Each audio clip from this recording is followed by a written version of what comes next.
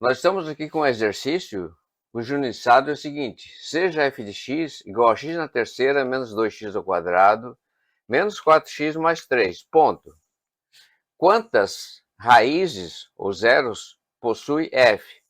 A nossa ênfase aqui nessa videoaula é a parte de cálculo numérico, tá? Embora muita coisa vai ser dita e falada, né? Para resolução do exercício em si, tá certo? Nós precisamos distinguir duas coisas, gente. Olha só. Quando eu falo em polinômio, eu estou falando em raízes do polinômio, tá certo? De modo geral, quando tiver com a função, certo? São os zeros da função.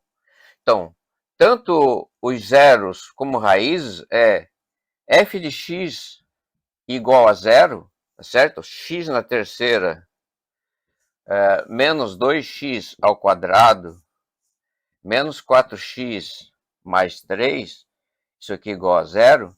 Se isso aqui for polinômio,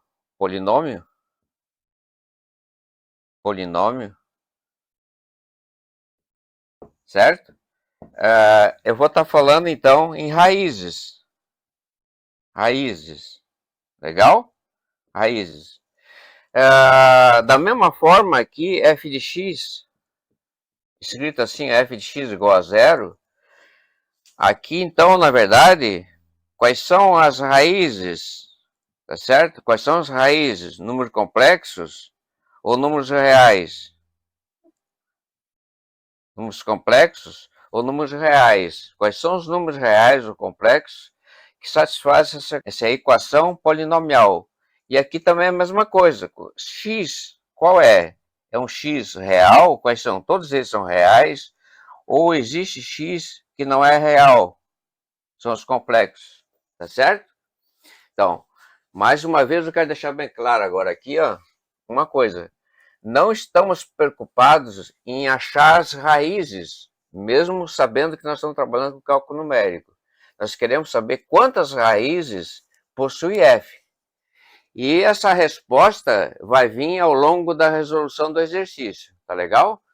Pessoal, como eu falei, nós estamos preocupados em saber quantas raízes existem, tá? E nesse sentido eu coloquei o gráfico aqui, ó, onde nós vamos ficar acrescentando informações até o ponto que a gente vai dizer, não, existe uma raiz real e as outras duas complexas, tá? Lembrando que o polinômio x na terceira, né? Esse polinômio ali, né? Esse polinômio aqui tem grau igual a 3, tá certo? Então, existe pelo menos uma raiz pertencente aos reais, tá certo? Se existir só uma raiz pertencente aos reais, porque as raízes complexas são aos pares, as outras duas vão ser complexas, uma conjugada da outra, tá certo? Então, x1 pode ser número complexo, x2 pertencente aos complexos. Então, x2 vai ser igual a x1 conjugado, tá certo?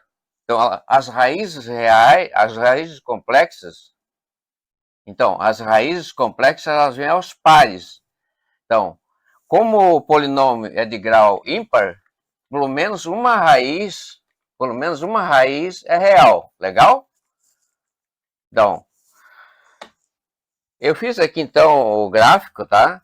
E nós vamos aqui olhar agora aqui a primeira informação que a gente tem. Olha só. Pelo teorema do valor intermediário, ele diz o seguinte: se f for função contínua em AB, no intervalo AB, tá certo? Então tem intervalo AB que dá reta. Se o f de B está aqui, certo? Maior que zero, e se o f de A está aqui embaixo, menor do que zero, tá certo? Então o que acontece? A nossa função, sendo contínua, ela vai ter que interceptar o gráfico, interceptar o eixo do x. Então aqui é um ponto C. Então vai ter que existir, implica para nós, que vai existir um C pertencente ao intervalo aberto AB, tal que f de c é igual a zero. Tá legal? Então, o que nós vamos fazer então aí, gente, na verdade? Nós vamos procurar encontrar intervalos, tá? Aqui, ó, tá certo? Olha, eu já vou adiantar, entre menos 2 e menos 1, vai ser um intervalo que nós vamos ter, onde a função vai mudar de sinal, desse tipo aqui, ó, tá certo? Entre 0 e 1 vai existir outro intervalo, onde a função vai mudar de sinal. E entre 2 e 4 é um intervalo também onde a função vai mudar de sinal. E nós vamos mostrar por que vai mudar de sinal.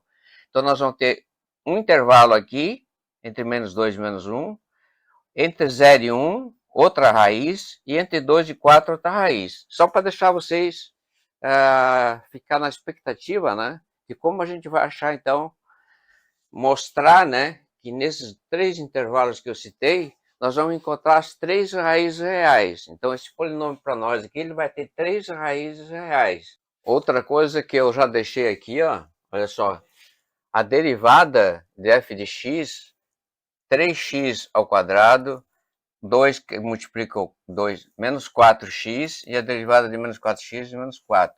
Igualando a derivada igual a zero, nós vamos encontrar 2 pontos críticos.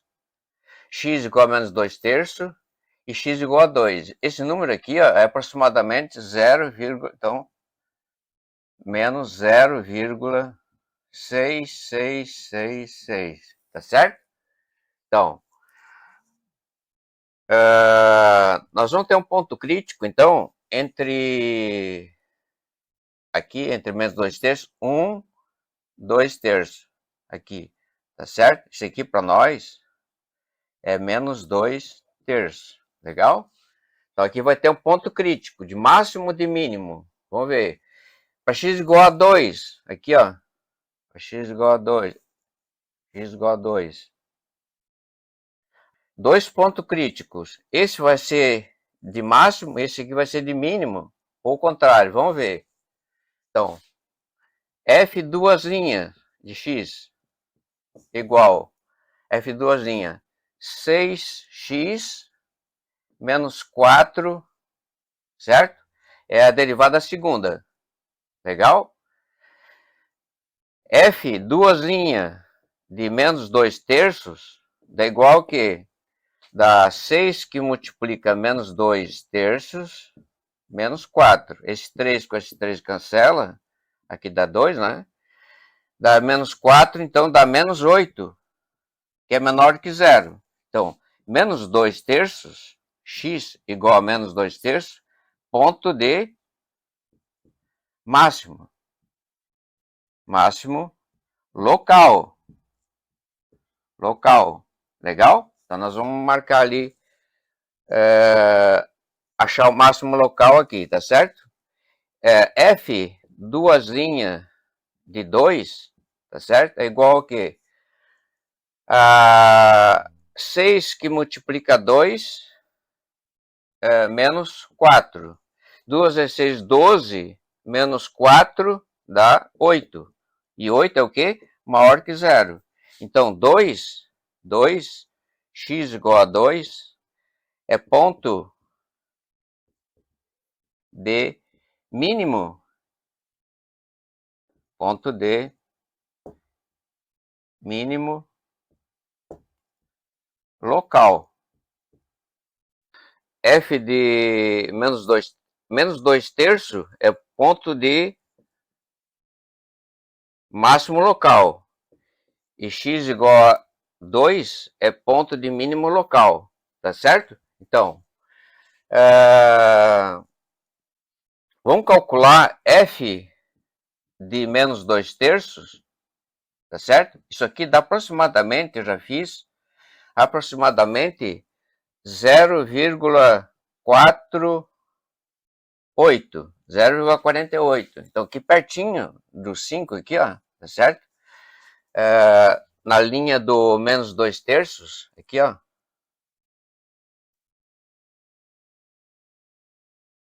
Aqui. Então, aqui, ó.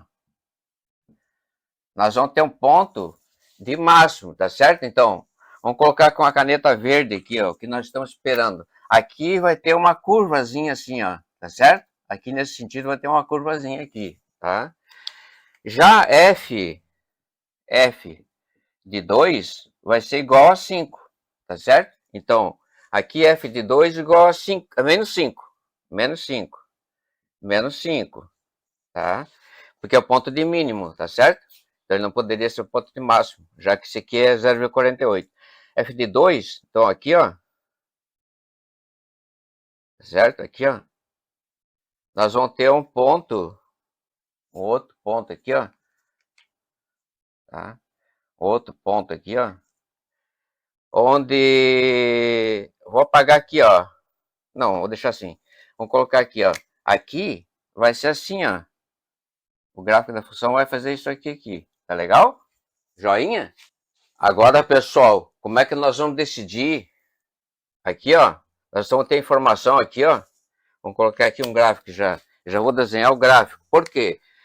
Nós vamos mostrar que essa função vem aqui, ó. Vai vir aqui e passa, vai para menos infinito, tá certo? Aqui nós vamos mostrar que essa função vai passar por 0,1 aqui, ó. Vai passar por 0,1 aqui, ó. Tá certo? Vai vir aqui embaixo, onde eu falei que vai fazer a curva, tá certo? E vai passar por algum valor aqui, ó. Entre 2 e 4, tá certo? Então,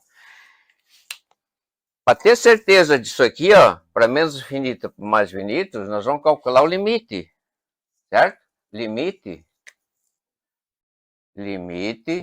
de f de x quando x tende para mais infinito. Isso aqui vai ser igual a quê? A limite, quando x tende para mais infinito. Já adiantando aqui, ó, limite, quando x tende para mais infinito, a gente coloca o x na terceira em evidência e coloca aqui o 1, x na terceira vezes 1 da x na terceira.